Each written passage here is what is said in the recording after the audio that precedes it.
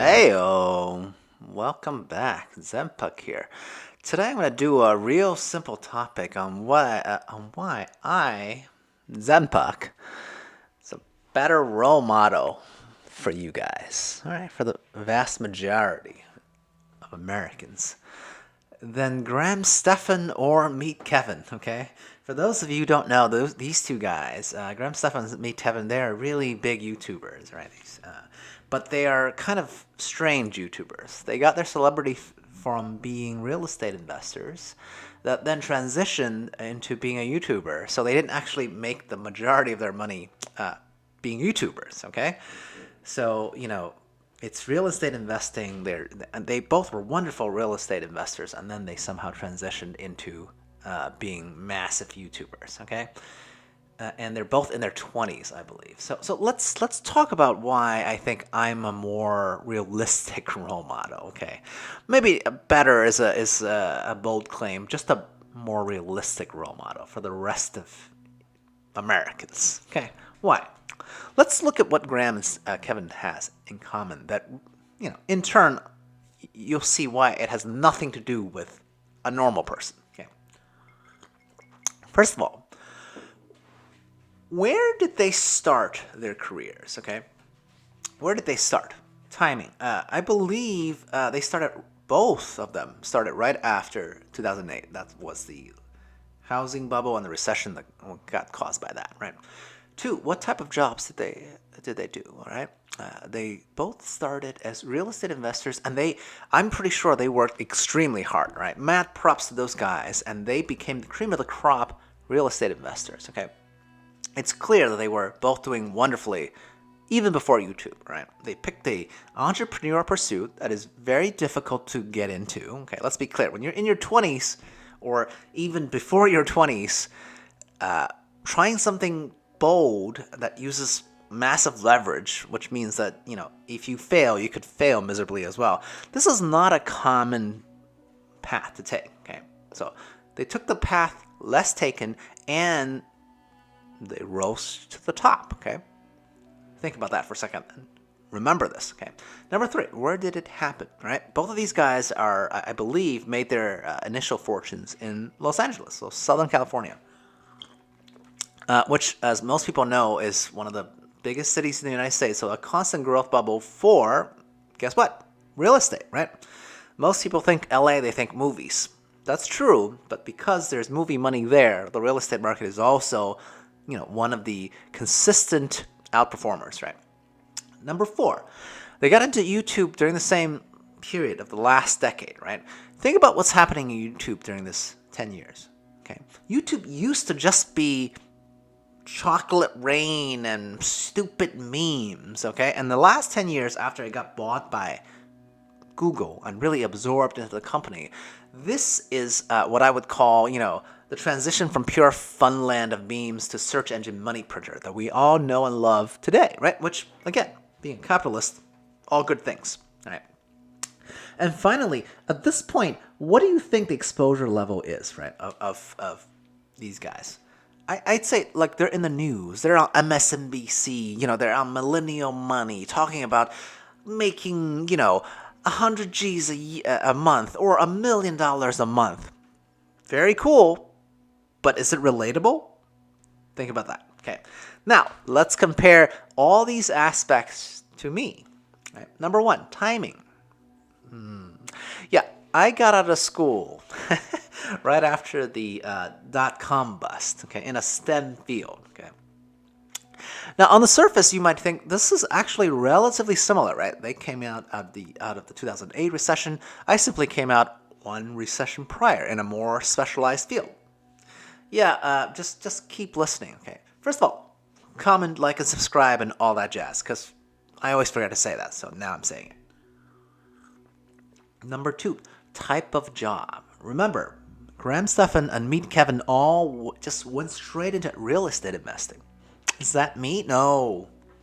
After college, just like the vast majority of you, I try to look for a regular old job. In fact, what I was trying to do is look for a regular old job in the STEM field that I majored in college, okay? I had no idea that, a more irregular type of schedule could even be possible. Okay? That's through my personal educational experience. I didn't think about it. No one exposed me to it. No one told me to read like Rich Dad, Poor Dad about assets and all that. I had none of that. I was just looking for a regular job. I feel like on this alone, we are much more similar, okay? And related to the timing thing, because I came out of a STEM field right after the dot-com bust, think about how that's similar to this year, okay? What do you think graduates are doing right now that just came out in a year like in the pandemic? Yeah, hard to get a job, isn't it? Right? It's hard to get in the door anywhere for an interview. Number 3, location. Okay, now in this sense, I'm not that different from those two guys, okay? They were in LA, I was in New York. Physically, not that different. We're all coastal bubbles. However, remember, their pursuit of choice, real estate, is helped by being in a big city. Mine was simply hurt because I was looking for a regular job, and guess what? I still lived in one of the most expensive real estate markets, in terms of housing, accommodations, and food in the country. So it's actually a double whammy for me. Hard to find a job, and the cost of living expense, is very, very high in New York City, right? Number 4, how we got to YouTube, right? Like those guys rode on the waves, and I'm not going to diminish what they're trying to do, right? Just because you started a YouTube channel, say, like a couple of years earlier, doesn't mean that you didn't have to work for it, right? I've seen Meet Kevin's channels. He works very, very hard. And same with Graham, right? Like, these guys, I got to say, they're informative and they're very, very helpful, right? But what I'm saying is, they had way less competition than in 2020, right? Again, I just have a little channel.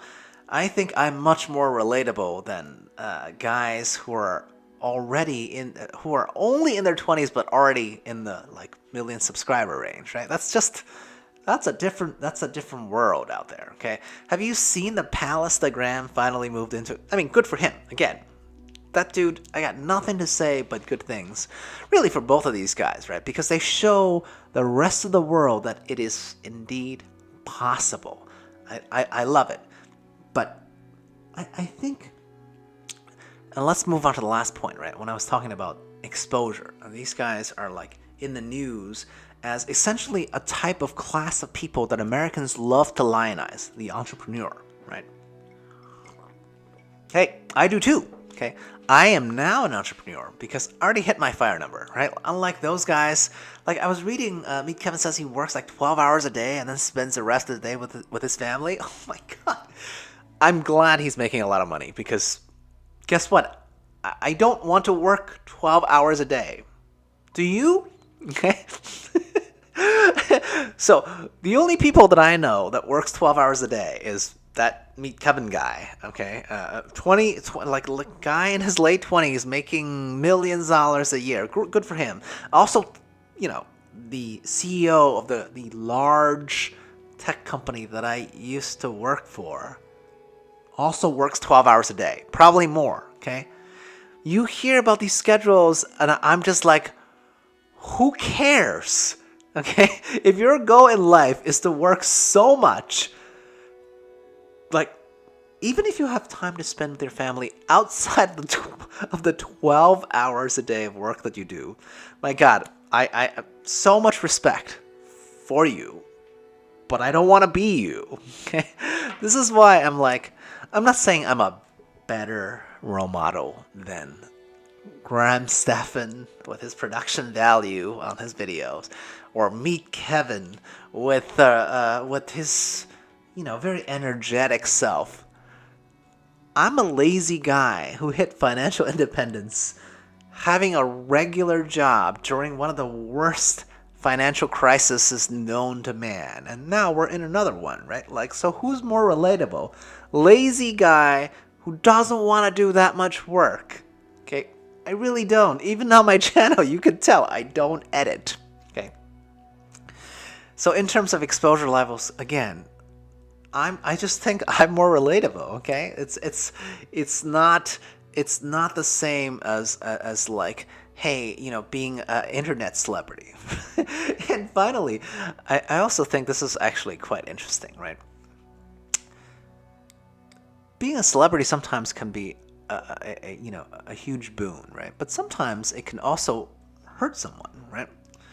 For people like Graham and Kevin, I'm so curious. Like, I'm fascinated by their journeys, and I would love to continue to watch them grow as people, right? Because that's what they are. They're kids to me. Like, it doesn't matter to me that they have a lot of audience and I don't. Honestly, I'm happy for them, but I'm curious as to where their journey is going to end up, because I'm so afraid, because these are like Southern Californians, born and raised in that celebrity culture. I'm so afraid that, they won't end up in a good place. Not because I don't think they're fiscally responsible. They are. They're incredibly fiscally responsible. But how celebrity will affect a person, that's a real question that I think, personally, I have a great answer to, because, well, I'm an old dude, okay? It's easier for me. But for somebody in their 20s, they have, again, not knocking their specific field of experience, but they lack what I would consider both breadth and depth of experience. Anyway, that's my spiel. Watch some more videos and comment, like, and subscribe. Have a good day.